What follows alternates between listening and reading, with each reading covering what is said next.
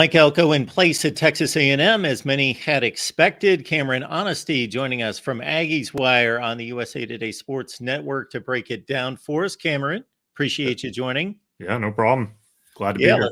let's get right to this. Mike Elko, how was that received among most of the Aggie faithful? It was fantastic, and after what happened on Saturday night with kind of the Mark Stoops debacle, we were all. It was really crazy is that all of us, even in the media, were very very surprised by that name leaking out and potentially becoming, a legitimate case to where Mike Stoops was almost the head coach until 11 p.m. that night, and then obviously what had happened there. So to answer your question, first of all, Aggie fans are in love with this hire, and pretty much all of us have noticed that because of his background at Texas A&M as the defensive coordinator for 4 seasons, I think it's 2018 or 2021, he embraced A&M, everything that encompasses Texas A&M, from the 12th man to the alumni base to the wrecking crew like mentality on defense. It's kind of crazy when you look back at his time under Jimbo Fisher. I believe the stat was, or the record was 34-12 with Elko on the staff. And then when Elko left after the 2021 season, Jimbo Fisher only went 12-12. So you can already see the immediate impact there of understanding what this program is about, how to build it, how to recruit, how to coach, how to make second half adjustments, which is what plagued A&M throughout the entire season under Fisher.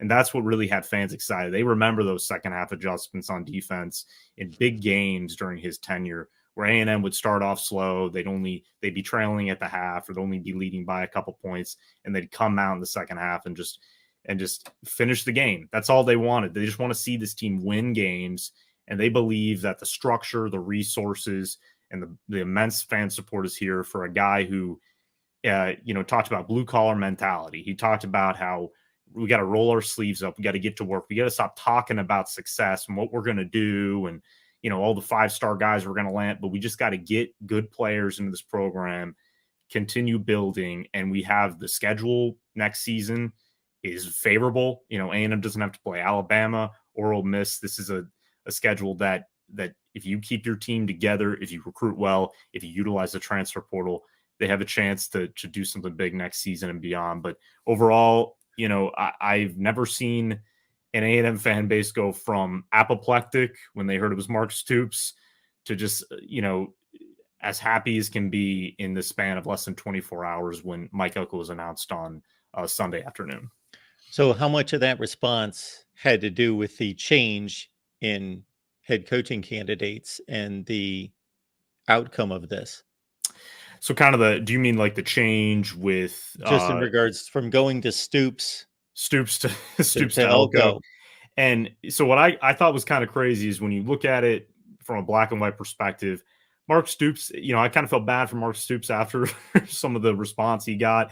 He's been a successful guy in Kentucky. Obviously, building a Kentucky program from a basketball school is impressive. At a couple 10-win seasons, has recruited very well at Kentucky. Again, we're talking about Kentucky. Same when we're talking about Duke with Mike Elko. It's kind of incredible how these guys have won, more than 6-7 games in a couple seasons there. But I wasn't a big fan of it because I thought that it was more of a Jimbo Fisher-esque hire. I thought, like, if you're going to hire Mike Stoops, you might as well have kind of kept Fisher because they came from the same coaching tree at Florida State. The difference with Mike Elko and Jimbo Fisher is that, Mike Elko was on his coaching staff. I don't really believe he was a part of his coaching tree. Mike Elko was kind of jumping around places. He was moving up very fast. He was a defensive coordinator at Notre Dame in 2017, made the jump to Texas A&M knowing that getting that SEC experience, building his resume, and then obviously getting the offer later to go to Duke to cut his teeth and become a head coach and learn the managerial aspects. But yeah, I think that fans know Elko, and that's the whole. Aggie fans know who he is. They know him from a very pretty quiet guy, very professional, very much about the school and the institution, not really about. And I think with Jimbo Fisher through the last couple of years, his I don't know what it is. Maybe it's just a big contract. He didn't seem like he really cared as much and really embraced Texas A&M, of who they're supposed to be to win games every Saturday. And I think the fans really noticed that. They went, this guy's he's going to get paid $70+ million to sit at home. We need a guy who's going to come in here and be incentivized to build this program back to what they all remember, especially older Aggies in the 90s when R.C. Slocum was there, another defensive coordinator as a head coach who consistently won 9, 10 games a year, had the best, I honestly think in a 5-6 year span, those teams had top 5 defenses, and Aggie fans love their defense. We know that. So mainly because of that, mainly because of how they know him as a coach, how they know him as a man, how they know, I heard some things about, when they walked on Kyle Field, his wife was almost crying. She was in tears. They're just happy to be back, and they're embracing the university as a whole. And I think Mark Stoops specifically would have been a lateral hire at best. I think he could have had success here. I think he could have recruited well, but I think it would have been more Jimbo Fisher like 8, 9, maybe a 9 win season, maybe not a couple consecutive 9-win seasons if they have a good roster. But I just think Mike Elko, from coming in at this time, having a previous relationship with a number of players on the roster already that he recruited back then. I mean, he was giving guys hugs, and they know who he is. And I think recruits, from what we've heard so far, a lot of the guys that are committed and future recruits, guys in the 24 class, 25 classes, they're happy about the hire too, especially if you're on defense. They know that if they come to Texas A&M, they're going to be coached by one of the most elite defensive coordinators in the country. So, yeah, Stoops would have been a safe, stable hire, but that's not why you get rid of Jimbo Fisher, certainly, and swallow $77 million. Yeah. Mike Elko, just to further your point, seems like an ideal fit from this standpoint. So you just outlined what his first stay at Texas A&M was like and how well he embraced it, both on the field, the success, but also the culture and everything involved. Then he goes and gets to become a head coach at a major program. Don't laugh, SEC fans. I understand, but still big time football, Power 5 football in the ACC, and he does extremely well. This stat blows me away. And I kind of put this together when he first took over Duke. They were 1-17 in 18 ACC games before he took over. He goes 9-4 with the same players. He only recruited one class and barely got there in time to salvage one class. He takes the same players. He goes 9-4, doesn't lose a game by more than one score his first season at Duke. They get off to a great start this year, somewhat derailed by losing Riley Leonard at quarterback. So he has 2 full seasons at a major program, a mini size of what he's going to have to deal with at Texas A&M, but still he's got the Texas A&M experience to be ingrained in the culture. But then he gets the 2 years at a major program to kind of build himself up to what he's going to need to do at A&M. Yeah, I know. I agree. And that's the thing. I think one of our, I think Mark Passwaters of our Aggie Yell Rivals website, he made the point right after the hire that his turnaround from, I think when he got there, they were 3-9. They went 9-4 the next season. That's the biggest turnaround in ACC history. I mean, that's incredible. And I don't care who they beat. You're taking, like you said, it is hard to recruit at Duke. You are going, if you get a 4-star recruit, it's a big win. I mean, it's a huge win. And he was getting high character, hard playing guys that and going back to what you said, I think A&M fans who have paid attention, and I'll be honest, like at the start of the season, we didn't know what Jimbo Fisher's future was, but I was watching a lot of Duke football. I was very intrigued by Elko. I was going, this guy, maybe he could be the head coach one day. We don't know what's going to be, but I want to see how he develops these guys, how they play every Saturday. And I mean, I'm pretty sure they held a lead against FSU this year. I'm pretty sure that, like you said, after Riley Leonard got injured, they still won games to finish 7-5.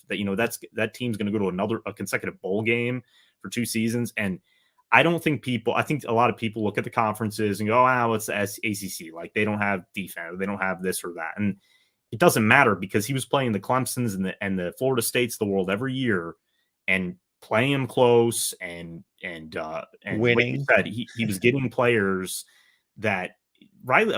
You got to tell me this. Was Riley Leonard a highly recruited guy out of high school? That's the thing. I get he's a hot commodity now, but again, that has something to do with coaching. Like they took this guy from nobody to we look back at like Daniel Jones, even also a Duke graduate.